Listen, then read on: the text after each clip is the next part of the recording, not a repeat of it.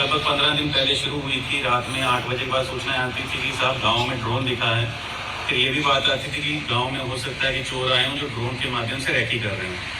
इसमें हमने बहुत ज़्यादा मेहनत की और पूरी टीम रात भर हमारी जग के जब हमने ये देखा कि ये जो ड्रोन उड़ने का टाइम है ये चोरी के टाइम से मेल नहीं खा रहा है। जो चोरी की घटना और सूचना आती थी वो रात में 1 से 4 बजे आती थी और जो ड्रोन उड़ रहा था वो 8 बजे से लेकर लगभग 11-12 बजे तक की सूचना आ रही थी, जिससे ये स्पष्ट था ये चोर नहीं है, ये लोकल कुछ लोग हैं जिनकी शरारत थी।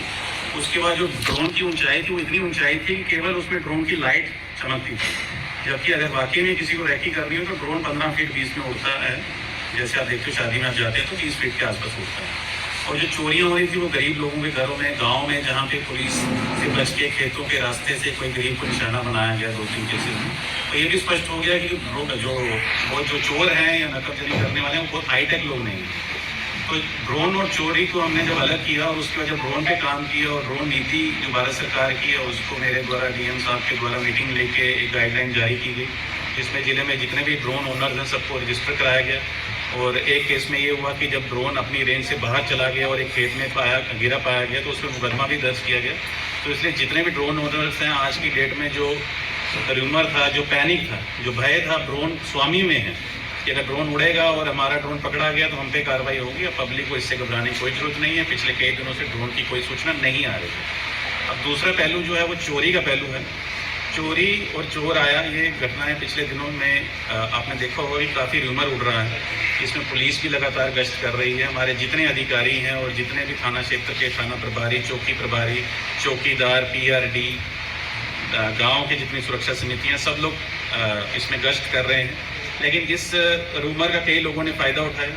कई लोगों का किसी को किस्त चुकानी थी, किसी को कोई लोन चुकाना था, किसी का उधार लिया गया था, तो उसको ही बहाना मिल गया कि चोर के सर पे डाल देंगे, साहब चोर लेंगे। तो किसी का कोई संदिग्ध कोई आदमी आया और पूछे जाने पे कौन आया था तो उसने कहा सब चोर आया था।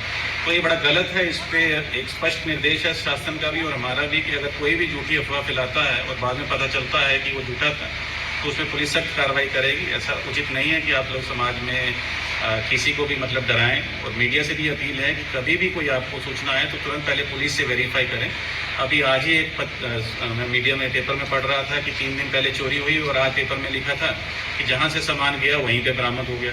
तो इससे स्पष्ट होता है कि घर की बात है तो और ये घर के लोग हैं कि किसी ने किसी को बताया नहीं और किसी ने बताया तो उसने कहते हैं घर का बेदी लंका डाय, एक भाई ने छुपा दिया दूसरे ने ले लिया। तो ये घर में जो चीज़ें हो रही हैं उस पर भी अब लगाम लगाने का एक समय आ गया है।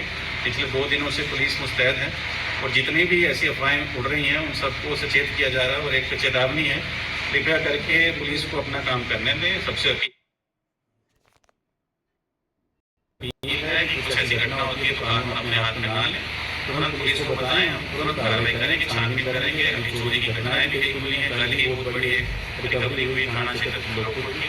अब तीसरा पहलू जो आपने भीड़ जो है, अब भीड़ का मैं आग्रह करूंगा पूरे जनपद से कि कल इसमें थोड़ी कमी भी आई कि 7 बजे बाद लोग कानून अपने हाथ में लेना शुरू कर रहे हैं कि 7 बजे बाद लाठी लेके पूरे गाँव में लोग पहरा दे रहे हैं, जो कि बुरी बात नहीं है। बट उसके चलते एक आम जनमानस जिसको सच में कहीं कोई जरूरत है, बाहर से कोई किसी का मेहमान आ रहा है, किसी से मिलने आ रहा है, तो उसको ऐसा डर हो गया कि साथ जाएंगे तो भीड़ हमको पकड़ के मारेंगे। इसमें 2-4 मुकदमे हमने दर्ज किए हैं, कई लोगों की कार्रवाई भी की है। आने वाले दिनों पे भी इसमें सख्ती जारी रहेगी। कोई भी आदमी कानून को अपने हाथ में ना ले और इसलिए आप लोग अपने घर में अपना ध्यान रखें, अपने घर परिवार का ध्यान रखें और बाकी जो जिम्मेदारी है पुलिस की प्रशासन की हमें निभाने दें। और उसमें 100% हमारा उत्तरदायित्व है, हमारी जिम्मेदारी है और आने वाले दिनों में इस उम्र को भी खत्म करना है।